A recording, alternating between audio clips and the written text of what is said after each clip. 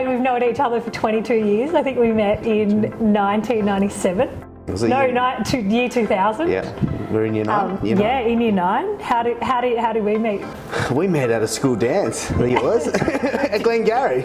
Yeah, school. We're at different schools. It's the same year, and yeah, we've been close friends ever since. Yeah, I've got fond memories of rowing your parents' dinghy across the Sydney Harbour.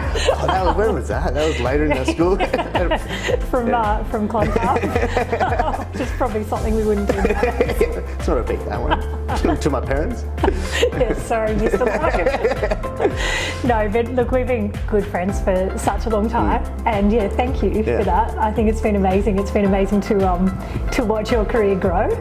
And to reconnect after all these years. I know, we have followed each other's careers for ages, but haven't necessarily kept in touch every step of the way. So it's really nice to have you back in my life. Yeah, I think we both went to Sydney Uni, and then we both broke off onto our careers in different ways, but kept in touch through social medias when I was working overseas. Yeah, exactly. And you took on the School for Life mountain, and you're still climbing. And it's been awesome to watch both of our careers evolve, and then come back to Sydney, where we're from, and reconnect and be part of School for Life, and our friendship continues. It's awesome. So. Yeah, no, I love it. It's awesome. So thank you. All right. So we've been watching Pack Capital grow, and it's always really great to hear your experiences and what inspired you to start the journey of Pack. It was still forming over the last 10 years, really. Made a lot of errors, a lot of mistakes, and that sort of gets you stronger to where you want to be, and got to me where I am today. And I think that what was important for me was change, probably similar to you, like trying to find change, trying to find things that are going to make a meaningful difference or impact to a product or process. There's a lot of different impacts that you can have. But for me, in what PAC was standing for, is I highlighted a lot of things that meant something to me, a lot of investments, a lot of giving people access to new and innovative topics around the world. That's what I'm trying to find. I'm trying to find things that are going to be at the forefront of our conversations for the next period of time, whether that's electric vehicles or esports, cybersecurity. Or I think that these things are at the forefront of the next generation and wave that's coming in. I'm just so excited with what I'm trying to build here, and I think that there's nothing really quite like it in Australia, which I'm trying to do. Spending my time overseas in Asia and America, and to sort of bring these ideas back to investments here is sort of what I'm trying to do. So it's better. It's taking a while. It's taking a while. I love it. I love it. I mean, I think that's it, right? It's about change, and it's about taking that first step. Like I know for both of us, there's so many similarities in our journey. When it's so easy to just say, oh, it's too hard to take that first step. It's too hard to go out on your own and do your own thing. You know, I was inspired by the fact that there are so many children living in abject poverty without access to clean water, living in mud huts without access to electricity, walking long distances to get to really, really poor quality schools every day. And it would have been easy at that moment to sort of say, look, it's too hard, the problem's too big, there's too many issues here, I'm never going to be able to make any type of difference. But when you do, you know, put one foot in front of the other, you can make change and you can innovate and you can make a difference. So I think,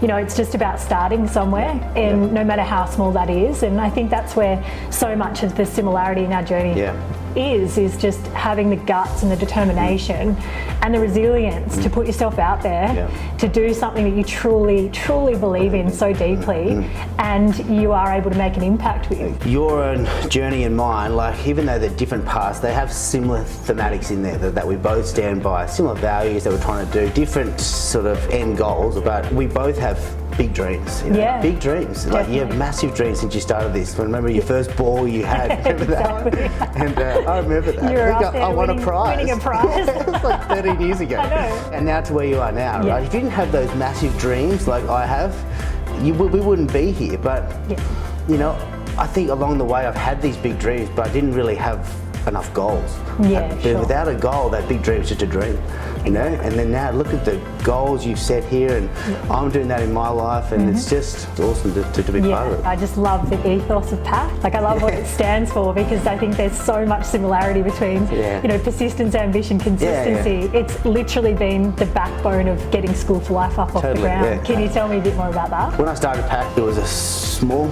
company then, and it still is quite small, but it's growing. And what I'm sort of getting at is I had 3 values that I really stood by. It was my own determination and persistence. Persistence for a goal, persistence for a dream, persistence to what School for Life stands for and what PAC does. It's your own persistence. And that was a big value that I stood by, I still stand by every single day. You've got to be persistent to get to any goal. So that was sort of how the P in PAC started. And then A was ambition. And the ambition wasn't for my own personal ambition, it was the ambition to make a difference. And by make a difference, it doesn't sound as impactful as School for Life. It really doesn't. But you are making a difference in everybody's life. And that's what I think I need to unpack more. Like, I'm giving people access to understand investments, understand these thematics in the world that can make a difference to their life.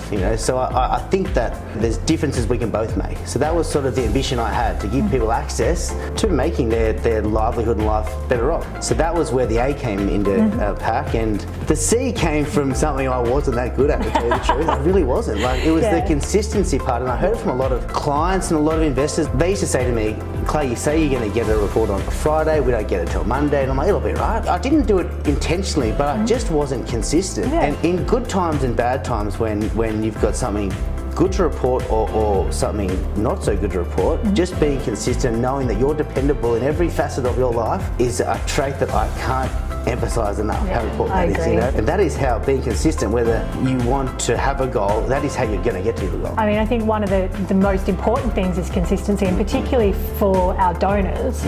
We've got people who believing, at the time I was 20 years old, standing on a stage at a black tie ball saying, want to build a school in Africa. Started when you were at uni.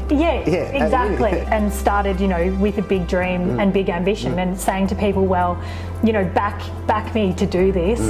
And it's that consistency that's key, because there's so many knockbacks, there's so many setbacks. Like, how many times do things not go your way, and you have to adapt, you have to be resilient, you have to decide, you know what, a couple of people knocking me back is not going to be a reason for me to stop. And then from the consistency perspective also is just being really consistent with feeding back, with closing the loop, with appreciating people, being able to report back on what's been achieved. I think just before we started this, we were chatting just quickly about what's been achieved since the last ball when you supported us. And we've built a boys' boarding school in that time, we've enrolled another 400 students. It's all about closing that loop and feeding back, this is what we've done thanks to your support. And that consistency is really important. It sets you apart. Totally.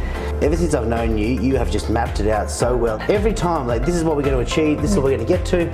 Sure, it's not always perfectly linear, but you always provide a really nice roadmap and transparency, and it's beautiful to see, like, the difference we make. Like, I think it's so important as well, because I do think there are a lot of organisations out there, and there's a lot of competition in this space, but it's important as well, I suppose, not to take on. Ambition is so important, but it's important to also recognise what's achievable within the timeframes, because we've got our dreams, we've got our big dreams, but then we've got our goals. What can we do? What can we bite off? What chunk can we chew?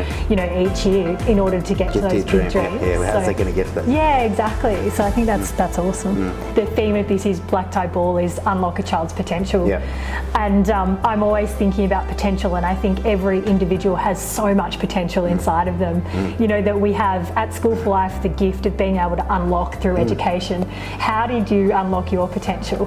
Your roadmap's not straight away built for you, and I think that it's about how you deal with your setbacks or failures, or they're going to be things that I have sucked at over the time, or it hasn't worked for me, and I've been, and I've gone, okay, it's not a setback, it's just a side tilt. Okay, now grow from that and go forward. And it really has taken me 10 years to really get to unlock where I have with a lot of paths I've chosen, and I suppose I'll go back to just the resilience that you have to have. I've never really had a disbelief that it's not going to work. I just don't ever think that it's not going to work. No, it's great. And you have to have that deep belief, especially when you're running your own thing. Can you tell the story of when you didn't get the internship? It was actually in this building.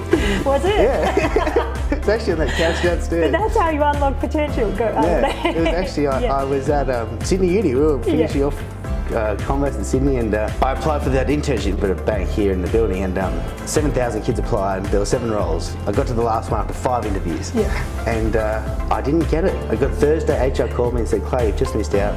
Try again next year. I was devastated. So I got the bus in and I waited on that couch under here. I'll show you on the way out. I sat there from 10 a.m. till the guy said no to me. He was going to lunch on a Friday. he walked out of the lift and I followed him through the city. I couldn't get to him because he was with all these people, and he went to a restaurant. And I walked up and down this street for ages. I was 20 years old, my legs were shaking, and I said, I've got to go in and talk to this guy. I don't know what made me do it. I just sort of thought I had to, I sort of wanted to. And so I did, and he was sitting on a big table with all his mates having a Friday lunch, and I tapped him on the shoulder and I said, excuse me, can I speak to you for a second? And he sort of turned around and said, oh mate, try again next year. Like, anyway, the guy next to him goes, go on, talk to him, he's pretty gutsy, come in here. So he said, all right, 2 minutes. So I took him to the corner of this restaurant and I said, look, I know I didn't get accepted for your internship program yesterday, but you made a mistake. I'm going to be the best trader for your firm you can imagine. If not, I'm going to get another one. I sort of half bluffed around and had more offers than I did, but I didn't. I didn't at all. I said, I want to be on your desk. I want to be part of your team. I sort of walked away and I was still sweating and shaking. And by the time I got home, he had called the HR department and said, I want that kid on my team. And that's how it all started. But how good is that? And how much, when you find somebody who believes in you, can that unlock your potential? You know, one person believing in you, believing in the fact that you've got so much ambition yourself, and that energy, that infectious energy of kind of wanting something so much. So much, And it's incredible. And I think that's definitely for School for Life, that's been critical, you know, to have people believe in this ambition and this vision. You know, there were so many naysayers and critics at the beginning. They'd say, come back to me when you've grown up, come back to me when you finish your law degree. You know, I'd roll into some of the big names of Australia's offices and ask them for money. You know, can I have $1 million so I can go build a school? And they'd kind of look at me and just go, you're crazy. But you have one or two people believe in you, and for me it was mentors along the way who gave me not only advice and sort of feedback and input around the ideation of the process, but also criticism and feedback around what's not going to work and how you need to change in order to be successful and in order to get something from an idea on a piece of paper into reality. And I think that even now, you know, it's constant, right? Like, you're constantly getting feedback, and we live in a society which is so, you know, accessible through social media, through technology. Those are the most important parts, taking on that feedback, adopting what people have to say, listening to it, and then starting to adapt. And I think that's been critical. I think that's also such a big part of, you know, unlocking potential, is having people believe in you. Otherwise, our lives could have been very different to where they are now. And I think taking people's advice on board is so important. It took me a lot longer to get to that. I sort of thought I'll figure it out on myself, but the last sort of 5 years I figured out it's okay to reach out for help and to ask, what would you do here in this situation, or can I pick your brain for a minute? And I have just grown in leaps and bounds because I have opened myself up to that. Like, you seem to open yourself up a lot earlier. Probably because the ambition was so, I guess, complex. And I think one of the greatest challenges for me was the fact that I was operating in a completely foreign jurisdiction where particularly women in business were, it's not really a thing in Uganda. And when you're trying to start something over there as a female, you know, with light skin, there were so many obstacles that I needed to overcome in order to get School for Life up and running. And so I knew from the very beginning that I was sort of on the back foot. It's a difficult thing to do, to raise a lot of capital, and particularly, you know, to raise capital for philanthropy, because not everybody believes in giving back, but also not everybody believes in giving back in a country offshore. So there were quite a few things stacked up against me, and I thought, you know, the more advice I can heed, the more people's experience who've been here and walked a mile, you know, that I can take on board, the more successful I'm going to be over time. So I think it's been really, really important part of the journey. But I think what's common between School for Life and PAC is this big ambition, this bold ambition, a desire to not get sort of set back by any of the challenges that come into our along our way, and also a desire to innovate. You know, to do things differently. It's very, very easy to fall into the status quo. You've got to take risks. You've got to be able to innovate in order to create real change, I think. Whether it's offshore or here, it's just going to make a global difference everywhere. And I think also, like, I mean, gone are the days where we only think about our own country. You know, we live in such a global world, and we see so much happening, you know, offshore. You know, we've all got a responsibility to make a difference, however that is. You know, whether that's a difference to one life, whether that's, you know, going and building schools in Uganda like we do. We all have the capacity to unlock potential for other people. And I think that's really powerful. It's good. So what's next? What's next with PAC? What about for you? Oh, so much. So we've just finished the boarding part of our high school, which has been hugely successful. I mean, we've been really knocked around by COVID. You know, Uganda has been locked down. Its school system has been locked down for 2 years. So our kids missed 2 years of face-to-face learning. You know, these kids that we educate, they're not living in homes where we can just quickly connect into online learning and Google Classrooms. We've had to deliver take-home learning materials printed out in hard copy every single week on week for the last 2 years. We've managed to keep all of our staff employed and engaged. We've managed to build the boarding facility. We've also, you know, managed to take on, you know, a lot of different projects during this time, which are helping to uplift the community. You know, part of that is reaching out to the girls with menstruation hygiene management. We've been working on providing a lot of community health outreach as well, so to keep the community healthy. For us, it's now, we're reopened, we've got the kids back at school. It's really exciting. We've got to make up for that lost ground. 2 years in a child's education cycle is quite a substantial amount of time to make up for. But then also thinking about pathways for the students, which is really exciting. So our students are now in the equivalent of the Australian Year 10. It's a really important part of their life to start thinking now, what's next for the kids? They've got 2 more years left of school. Are they going to go to university? Are we going to be able to support them into skills training and vocational training? How can we actually create critical and creative thinkers that aren't just kids that are academically sound, but are kids that are problem solvers, that are employable, that are going to be able to make a difference within their own society and are going to be able to use their education to help not only themselves but also their families and the community at large. So heaps on the cards. In the forefront of our thoughts as we're putting in primary boarding facilities this year. We're building a head office on site, and then we want to develop our model so that we can scale do it again and again. Great. So replication and being able to provide quality education to more kids. You're probably going to max out that site soon, right?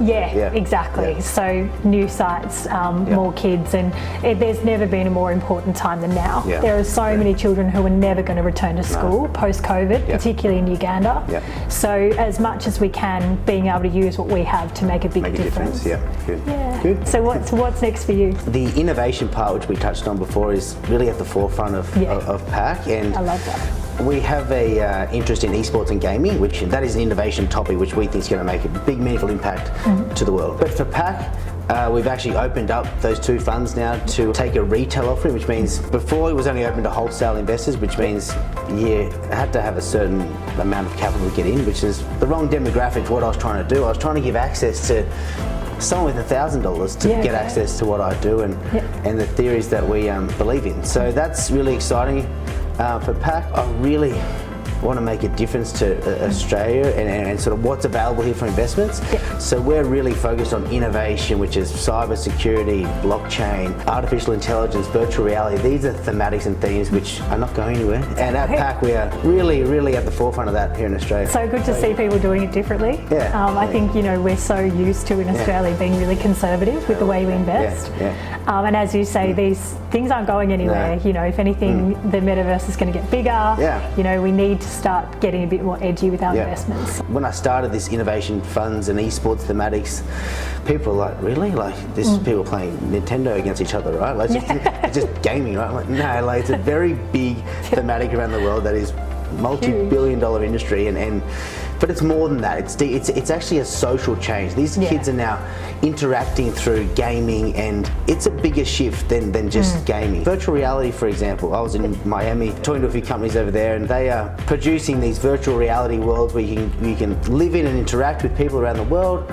And they're also talking about how that impacts into hospitals with disabled people who can finally walk or have limbs that are now working, and rolling into the military. Like, they're actually looking at different ways they can use this virtual reality to make an impact to different parts of the health society. So it's awesome, that stuff, and interesting. I can't wait to see it. It's so exciting. I just wanted to say thank you, Clay, on behalf of School for Life. You know, you came on board with PAC Capital last year when we reconnected and supported, you know, our next step, and now you've come on board in an even bigger way, taking on the exclusive naming rights and the Platinum Partnership for School for Life's Black Tie Ball.